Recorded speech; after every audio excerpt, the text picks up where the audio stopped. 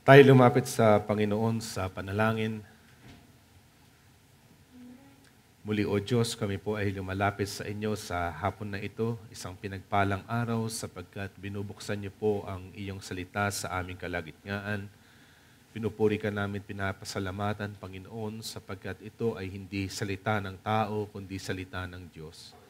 Kaya nga, Panginoon, tulungan mo kami na maging bukas ang aming isip at puso na ito ay tanggapin, Panginoon, ng mayroong pagpapasalamat at pagluluwalhati sa iyo. Nihiling namin, Panginoon, na ipakita mo sa amin ang dungis ng aming mga kasalanan. Nang sa gayon, Panginoon, tulungan niyo kami na magsisi sa lahat ng aming karumihan, lahat ng aming di kasakdalan sa iyong harapan. At gayon din, Panginoon, tulungan mo kami na makilala ka sa iyong kagandahan, ng iyong kabanalan. Nang sa gayon, Panginoon, ay magkaroon kami ng banal na pagkatakot sa iyo at mabuhay kami, Panginoon, ng merong kabanalan sa iyong harapan. Nawa nga, O Diyos, ay samahan mo kami ngayon sa pakikinig ng iyong banal na salita.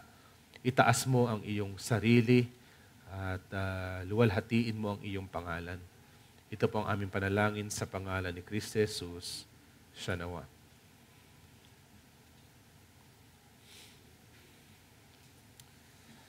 So kagabi, nabalitaan ko na meron uling lindol sa may Sambales at meron ilang ata na nakaramdam nito. No? So ito mga nakaraang mga linggo, 2 linggo, ay nagkaroon ng lindol sa iba't ibang parte ng bansa. Meron sa Cebu, magnitude 6.9 at 79 ang namatay. Sa Baguio ay 4.9, sa Bogo City ay 7.6. Hindi ko alam kung ilan sa inyo ang nakaabot nung lindol nung 1990 no, dito sa Luzon. At yan po ay 7.7 at marami ang namatay. 1,900 na tao ang namatay. At pagkatapos noon, siguro hindi pa masyadong nasatisfy. 1991 naman ay pumutok ang Pinatubo at marami dito ang talagang naapektuhan. So, itong mga bagay na ito ay maaari nating sabihin na malaking trahedya at tayong lahat ay dinatnan nito. Marami ang mga namatay, marami ang mga nahirapan. Ito ay kumitil ng maraming mga buhay. Pero pag pinag-usapan natin ang trahedya, there is no greater tragedy in this world than the fall. Kasi pag pinag-usapan natin ang fall, we are not counting by the thousands or by the millions. The tragedy is the death of all humanity. Ang lahat ng tao, kabilang tayo, ay namatay dahil sa pagkahulog ng ating unang mga magulang dahil sa kasalanan. Now, let me read to you Genesis chapter 3. I'll be reading from verse 1 to verse 8. Genesis chapter 3, verse 1 to verse 8. Now the serpent was more crafty than any other beast of the field that the Lord God had made. He said to the woman, "Did God actually say, 'You shall not eat of any tree in the garden?' And the woman said to the serpent, 'We may eat the fruit of the trees in the garden, but God said, 'You shall not eat of the fruit of the tree that is in the midst of the garden, neither shall you touch it, lest you die.' But the serpent said to the woman, 'You shall not surely die, for God knows that when you eat of it, your eyes will be opened, and you will be like God, knowing good and evil.' So when the woman saw that the tree was good for food, and that it was a delight to the eyes, and that the tree was to be desired to make one wise, she took off its fruit and ate, and she also gave some to her husband who was with her, and he ate. Then the eyes of both were opened, and they knew that they were naked, and they sewed fig leaves together and made themselves loincloths." So hanggang doon lang muna sa verse 7. Now, kung pag-uusapan natin itong paglikha ng tao at ang kanyang pagkahulog sa kasalanan, wala tayong oras na ipakita kung gaano kalaking pagpapala yung binigay ng Diyos, lalo na kay Adan na siyang unang tao na lilikha ng Diyos? Well, we could say that Adam was given dominion above every creation, but he fell. Nahulog siya sa kasalanan. Siya ay nahulog sa kabanalan. Siya ay nahulog sa salita ng Diyos. Now, every failure of man because of sin was conquered by the Lord Jesus Christ. Si Adam ay nakita natin in the garden. He should be the priest in the garden of God, pero siya ay nahulog. He should be the prophet in the garden of God, pero siya ay nahulog. He was given dominion like a king in the garden of God, pero siya ay nahulog. And all of these things were conquered by our Lord and Savior, Jesus Christ. Kaya pag tinignan natin si Kristo, He is the prophet, the priest, and the king. Pero tanungin natin, paano ba nahulog ang tao sa kasalanan? Where does sin actually begin? Paano ba talaga nagsisimula ang kasalanan? Well, I would try to show you that sin begins in the mind. Sin begins in our thought of God, yung ating pag-iisip tungkol sa Diyos. The Puritan Thomas Watson say, the reason why men do not fear God is because they do not have great thoughts of Him. Marami sa mga tao ang walang pagkatakot sa Diyos sapagkat hindi dakila ang kanilang pag-iisip tungkol sa Diyos. At sa maraming pagkakataon, pag tinignan natin ang ating mga sarili, bakit tayo nagkakasala? Kahit tayo mga ligtas na. Minsan dumarating ang pagkakataon na tila baga ay minamaliit natin ang Diyos sa ating mga pag-iisip, kaya tayo nahuhulog sa mga kasalanan. Lalo't higit pa yung mga wala pa sa Panginoong Kristo Jesus, na kung saan ay hindi nila tinitignan na mataas ang Diyos, kaya madali para sa kanila ang mahulog sa kasalanan, madali para sa kanila ang mahalin ng kasalanan, sapagkat mas malaki ang kasalanan para sa kanila kaysa sa Diyos. Ito yung mababasa natin sa Romans chapter 1, na kung saan doon idinitalya sa atin ni Pablo kung papaanong tumalikod ang tao mula sa Diyos at minahal niya ang kasalanan. Doon sinabi ni Pablo, they exchanged the truth of God for a lie. Dahil ibinigay ng Diyos ang tao sa kanyang kasamaan in his depravity, in his degradation. What did he do? He exchanged the truth of God for a lie. Dito makikita natin ang ganitong mensahe. Exchanging the truth of God for a lie is the genesis of sin. Ang panimula ng kasalanan ay pagpapalit ng katotohanan ng Diyos sa kasinungalingan. Diyan nagsisimula ang ating pagkakasala. Kung tayo ay walang dakilang kaisipan tungkol sa Diyos, ito yung nakita natin sa pagkahulog sa kasalanan. Ganon din yung sinabi ni Pablo, di ba sa Romans chapter 1, they exchanged the glory of God, of the immortal God for images. Pinalitan nila yung mga katotohanan ng Diyos at tinignan nila na yung pagka-Diyos parang mga bagay lamang na nilikha.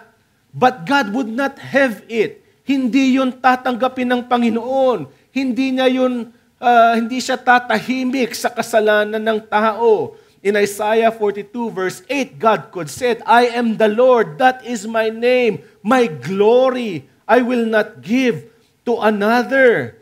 God is a God who is self-revealing. Nagpapakilala siya sa atin. Pinapahayag niya yung kanyang sarili sa atin.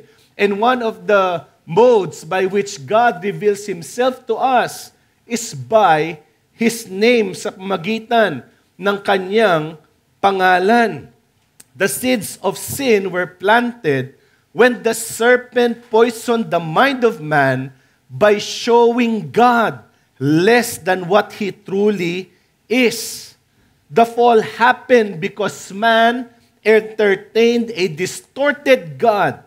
And this is obvious by how in the fall, the names of God were used, kung paano ginamit yung pangalan ng Diyos. So there are two things na gusto kong ipakita sa inyo. Firstly, the disregard of God's goodness. Pangalawa is the disregard of the Lord's righteousness. So unang bagay, the disregard of God's goodness. The serpent sowed doubt by arousing the curiosity of man about the goodness of God. Now, kung babasahin natin sa Genesis chapter 3, verse 2, verse 1, itong sinabi, "Now the serpent was more crafty than all the other beasts of the field that the Lord God had made. He said to the woman, 'Did God actually say, you shall not eat of any tree in the garden?'" Pansinin ninyo yung tanong nitong ahas na ito, this serpent. Yung kanyang tanong, binibigay niya para yung babae tanungin, mabuti ba talaga ang Diyos? Is God really good to us? Bakit niya wini-withhold itong fruit of the tree of the knowledge of good and evil? Minsan, pag binanggit na, napakahaba eh. Kaya sabihin na natin, apple. Hindi, doon pa.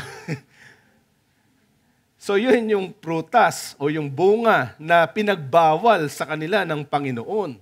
Mapapansin nyo dito, yung ginamit na salita ay na pangalan ng Diyos ay salitang God or sa Hebrew is Elohim. It is the plural form of Allah. Hindi Allah ng Muslim, but Allah. It's a plural form, yung Elohim, and it means to swear.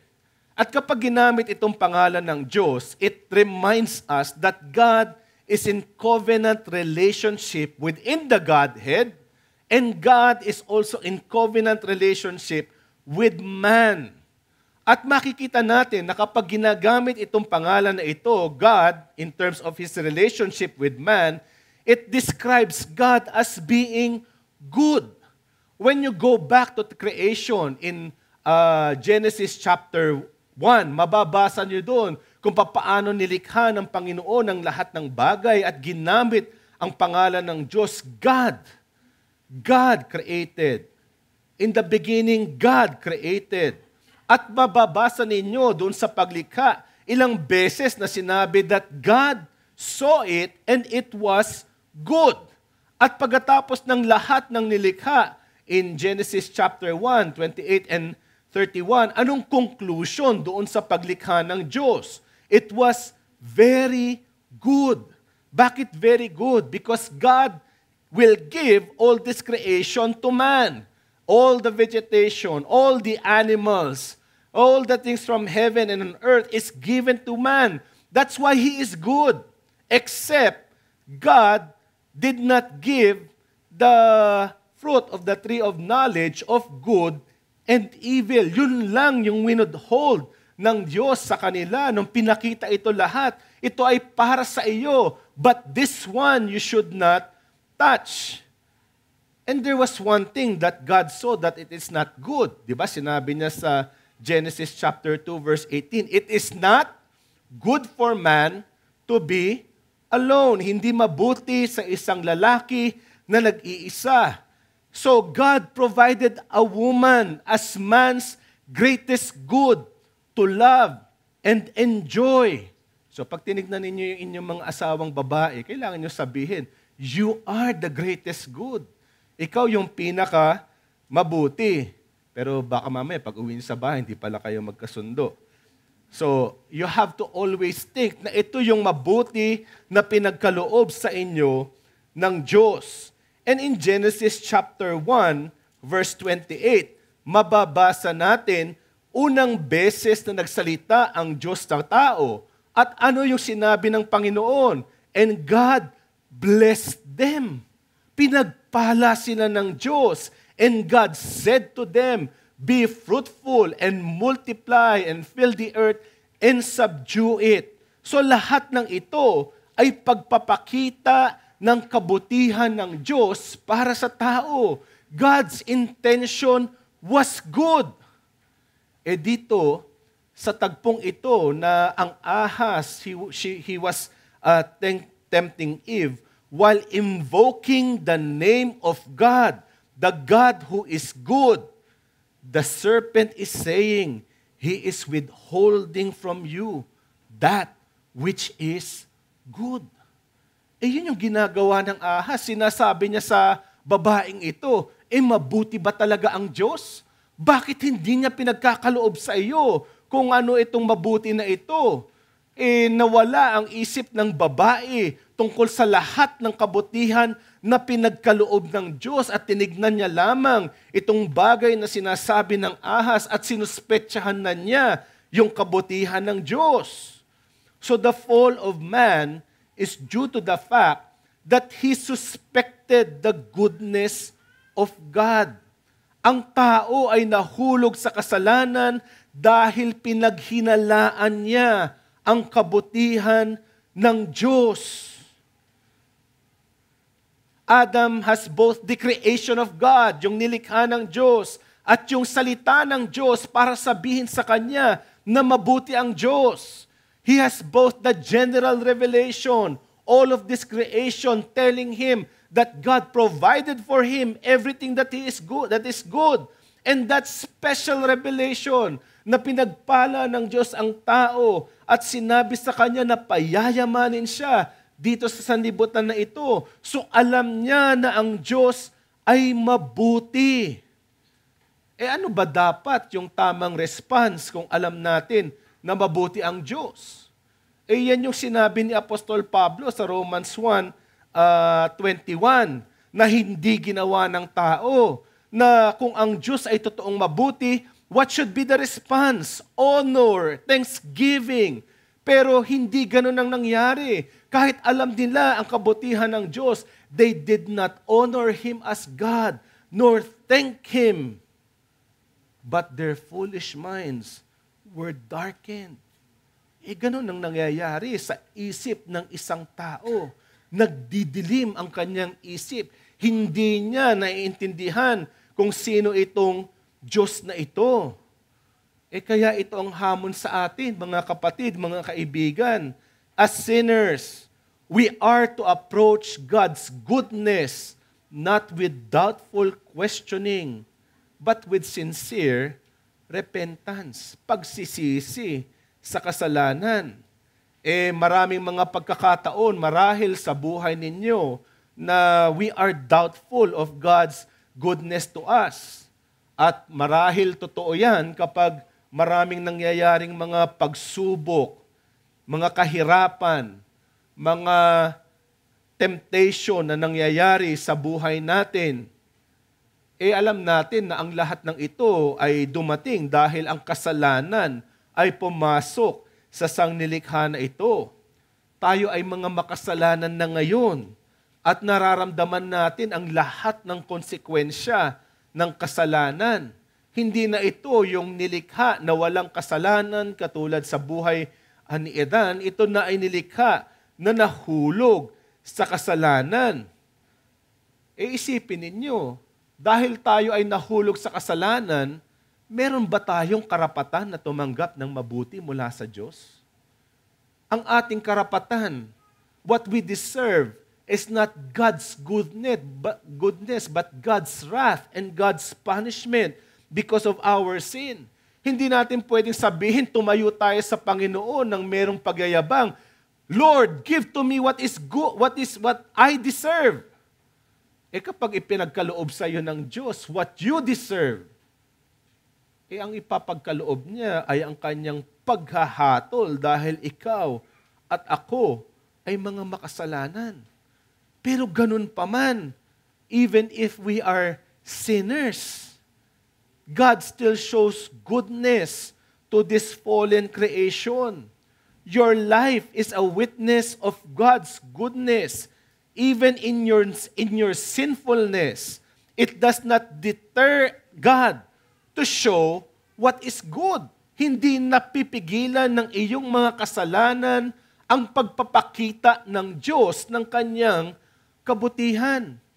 Basahin natin halimbawa sa Acts chapter 14, verse 15 and 17 nang si Apostol Pablo at si Barnabas ay nandun sa lugar na tinatawag na Listra at pinagkamalan na si Apostol Pablo at si Barnabas ay mga Greek gods, no? Acts chapter 14, verse 15, sabi ni Apostol Pablo, "Men, why are you doing these things? We are also men of like nature with you, and we bring you good news that you should turn from these vain things to a living God, who made the heaven and the earth and the sea and all that is in them.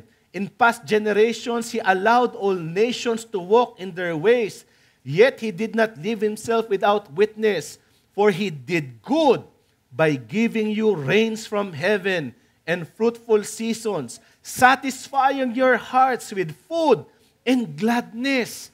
Paano pinakita ni Apostol Pablo ang kabutihan ng Diyos sa kanila? Sabi ni Pablo, tignan mo yung lahat ng nilikha, the heavens and the earth. God gave all these things. Hindi lamang yan, maging sa bawat pagsubo mo, bawat pag-inom mo, nandun ang kabutihan ng Diyos. At hindi lamang yan, maging yung mga bagay na ini-enjoy mo, yung kinatutuwa ng iyong puso. Diyos din ang nagbibigay ayon sa kanyang kabutihan. So this is a testimony, a witness of God's goodness. God gives the sun and the rain only for the righteous? No, also for the wicked. Kaya pinagkakaloob ito lahat ng Diyos. Therefore, si Pablo, sabi na sa Romans 2 chapter 2 verse 4, ano ba dapat ang ating response pag alam natin na mabuti ang Diyos sa atin? What is the right response?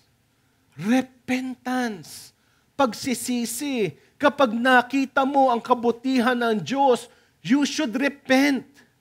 Anong ibig sabihin ng repentance? Ang ibig sabihin ng repentance ay pagpapalit ng isip tungkol sa Diyos. Change your minds about God. Remove the poison that the devil has put there in your mind. You should understand and realize that this God is a good God. Ito ay mabuting Diyos. He is a holy God. You are not deserving of any goodness that He should give to you. You are a sinner and you deserve to be punished, and yet God does not withhold from you everything that is good. Yun ang ginawa ng Diyos. And your greatest good is the gospel of our Lord and Savior Jesus Christ. If God is not a good God to us who are sinners, iiwan na lang niya tayo sa ating mga kasalanan. Yet God did not leave us with our sins. God from eternity past planned that His Son will come into this world to die for an undeserving sinner such as me and you. Yun ang ginawa ng Diyos. Pinakita niya yung pinakamalaking kabutihan niya sa atin. By the blood of the Lord Jesus Christ, a sinner shall be saved. Ang isang makasalanan ay maliligtas. And so your greatest good, God has provided. Jesus Christ, your Lord. Nandito tayo sa isang sanlibutan na para bang isang tigang na disyerto.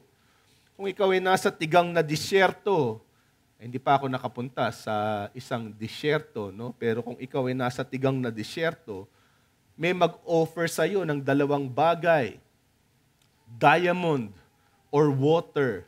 Which would you choose?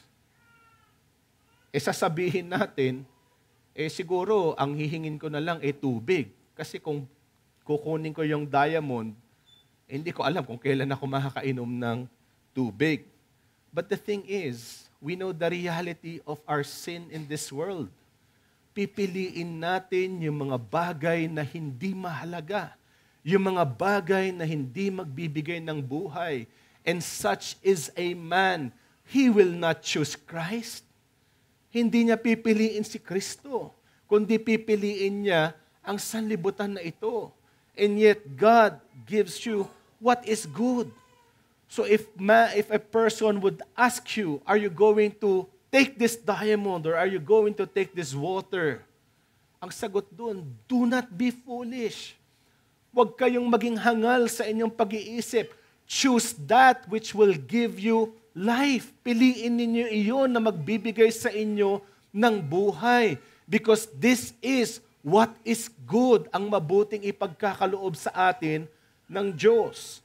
Ikalawang bagay, the disregard for the Lord's righteousness. Dito mababasa natin that the serpent challenged man's obedience by ignoring the fact that the Lord God is righteous. Ang Diyos ay matuwid. Now, tignan ninyo yung transition kung papaano ginamit ang pangalan ng Diyos. Mula sa Genesis chapter 1, 35 times na ginamit ang pangalan niya na Elohim at 2 beses na ginamit ito sa Genesis chapter 2 na nag-iisa lang. Ibig sabihin, ginamit lang yung pangalan na God. Now, when focused on the creation of man, nung nilikha ng Diyos ang tao, mapapansin ninyo in your reading na ito ay nag-iba. From saying that God said or God did this, it became the Lord God. Ang Panginoong Diyos. There was a transition that happened. Bakit? Bakit ito nangyari? Because God created man. And from there, the Lord God is used 11 times and not simply Elohim. Now, when the fall was introduced, there was a transition from the Lord God to simply God. Pag binasa nyo to sa verse 1, now the serpent was more crafty than any other beast of the field that the Lord God hath made. He said to the woman, did God? So nung pinakilala o nireveal yung pangalan ng Diyos, the Lord God sa tao, ngayon nung tinutokso sila ng diablo, nitong serpent, tinanggal ng serpent yung pangalan na Lord. And he simply said, did God say? Now concerning man, in Genesis chapter 1, God emphasizes His goodness, yung kanyang kabutihan. In verse 28, He blessed them by His word.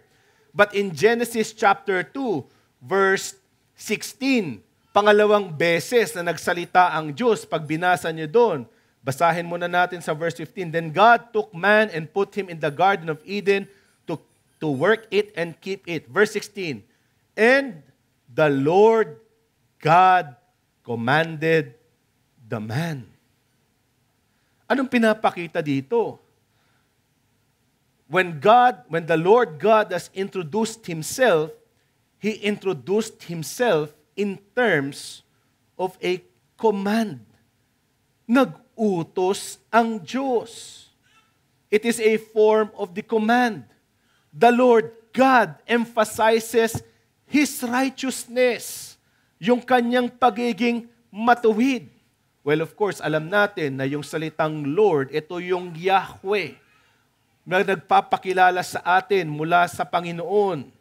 The name of the Lord shows that He is a righteous and a just judge. Yun ang pagpapakilala ng Panginoon kay Moses in Exodus chapter 34, verse 5 to 7. Kung bubuksan niyo po doon, Exodus 34.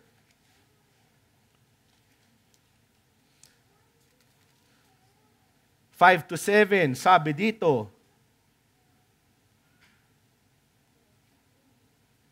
the Lord, pansinin ninyo, Lord lang yung ginamit, descended in the cloud and stood with him there and proclaimed the name of the Lord. The Lord passed before him and proclaimed, the Lord, the Lord. Who is this Lord? A God merciful and gracious, slow to anger and abounding in steadfast love and faithfulness, keeping the steadfast love for thousands, forgiving iniquity and transgression of sin, but who will by no means clear the guilty, visiting the iniquity of the fathers and on the children and on the children's children and the fourth to the third and the fourth generations. So pinapakita yung hustisya ng Diyos. that this is a just God.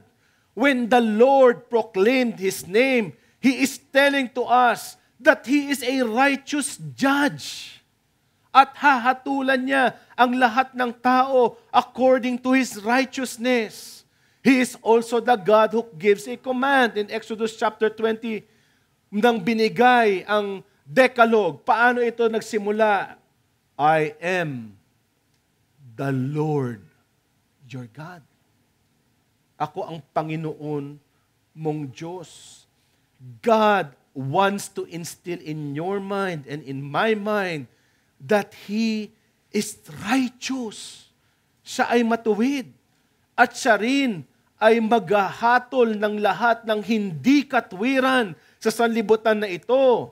So in Genesis chapter 3 verse 1, when the serpent deliberately left out the Lord, he wants man to ignore the thought that this Lord is a righteous judge. And what is the point? The fall happened because man abandoned the truth that God is a righteous judge. Nakalimutan ng tao na ang Diyos na lumikha sa kanya, ang Diyos na ito na nag-utos sa kanya, siya ay makatwirang Diyos. He is a righteous judge and He will judge. Marami kahit ngayon na tinatalikuran nila ang katotohanan that the Lord God is a righteous judge. Yung iba, iniisip nila na ang Diyos ay makapritso lamang na Diyos, na kapag binigay mo sa Kanya kung anong gusto niya, He would be appeased. Kaya ang ginagawa, magsasacrifice na lang ako ng offering. Magbibigay na lang ako ng aking service. Tatakpan ko ang aking mga kasalanan ng mga gawang kabutihan. Inaakala natin na sa ganong paraan, matatakasan natin yung ating mga kasalanan. Marami ring mga tao ngayon ang iniisip lamang that this God is a God of love. And what they meant by that is that it is far from God to condemn sin and to condemn the sinner, na ipagkakaloob ako ng Panginoon sa kaparusahan ng aking kasalanan. Hindi totoo yan sapagkat mahal naman ako ng Diyos. But they forget that He is the Lord. Siya ang Panginoon. He is the righteous judge. And as sinners, the righteousness of God is on one hand convicting and on the other hand comforting. Ang pagiging matuwid ng Diyos sa isang banda ay nagpapakita sa atin ng ating pagiging makasalanan. Pero sa kabilang banda, ito rin ay nagko-comfort sa atin ng mga makasalanan. Sa paanong paraan? Nung nakita ni Abraham ang paghahatol ng Diyos doon sa Sodom and Gomorrah, sinabi ni Abraham, "Far be it from you to put the righteous to death with the wicked, so that the righteous fare as the wicked. Far be it from you. You shall not judge all the earth. You shall not the judge of all the earth do what is right." Anong ibig sabihin ni Abraham doon? Hindi maaari na ang Diyos na ito na matuwid, hindi niya ibigay yung karapat-dapat sa isang taong makasalanan, yung paghahatol niya sa isang taong makasalanan. Pero hindi rin tama na ang Diyos na ito ay hahatulan yung mga taong matuwid. Kung ang Diyos ay totoong matuwid, hahatulan niya ang masasama at hindi niya hahatulan ang mga matuwid, kundi ipagkakaloob niya kung anong mabuti sa Kanya. And you see, the gospel of the Lord Jesus Christ has the same character. It is both convicting and comforting. The gospel tells to us that the Lord is a righteous judge. He will not leave the guilty, wicked sinners unpunished. Yan ang pagpapahayag ng Ebanghelyo. Minsan iniisip ng iba na kapag tayo ay nagpahayag ng Ebanghelyo, banggitin mo lamang yung mga magagandang bagay, that God is a gracious God, that God will save sinners, pero iniiwan nila sa kabilang banda yung katotohanan that God will judge the wicked And you and I are sinners before God. All are sinners because Adam fell into sin. It is a lie to think that man is born innocent and without sin.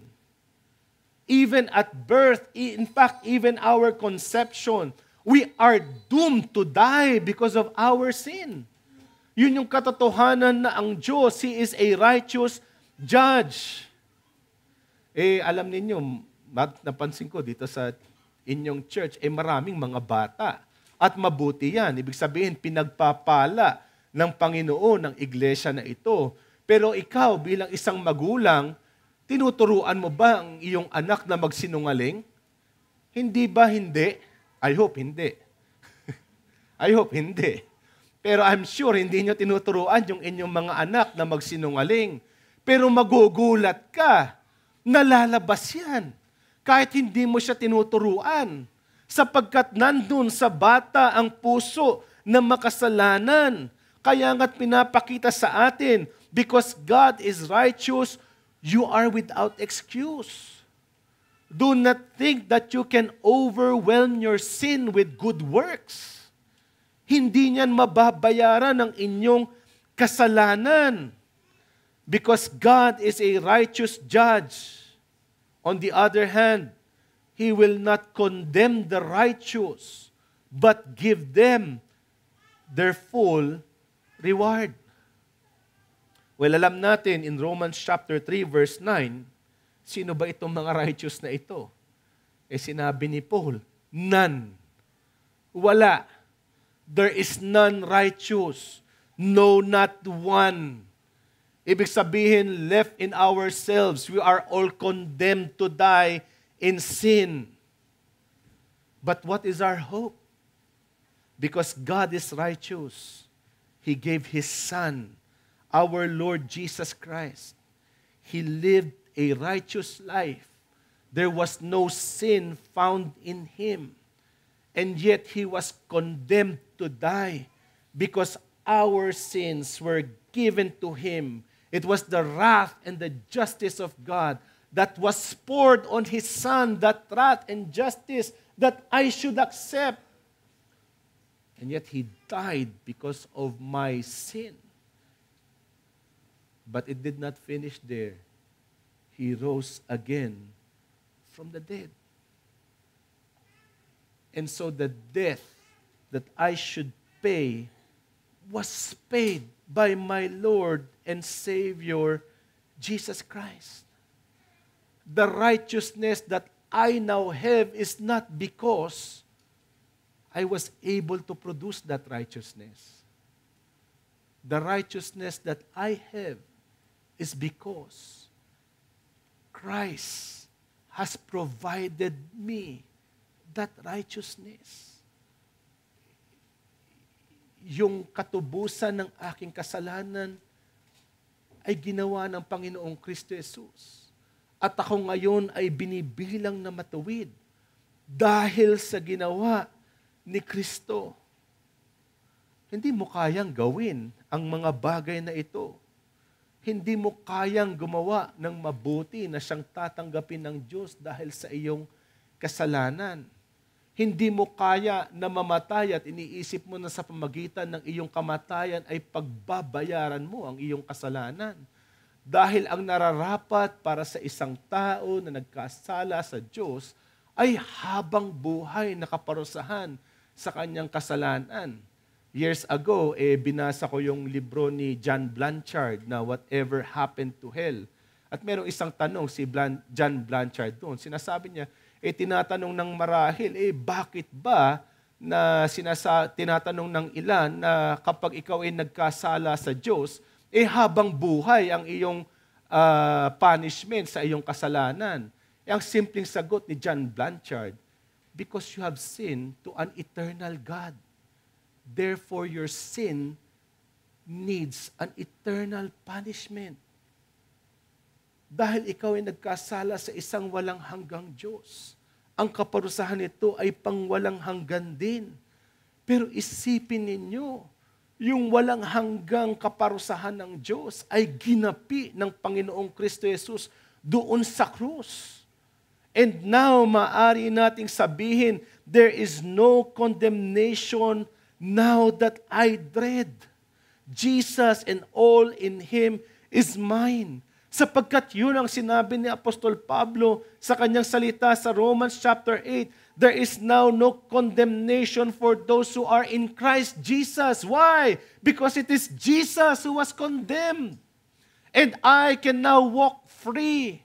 Malaya na ako na lumakad sapagkat alam ko na ang aking kasalanan ay hindi ibinilang sa akin, kundi ibinilang sa Panginoong Kristo Jesus. And this is the wisdom of God. He is both the just God and the God who will do justice.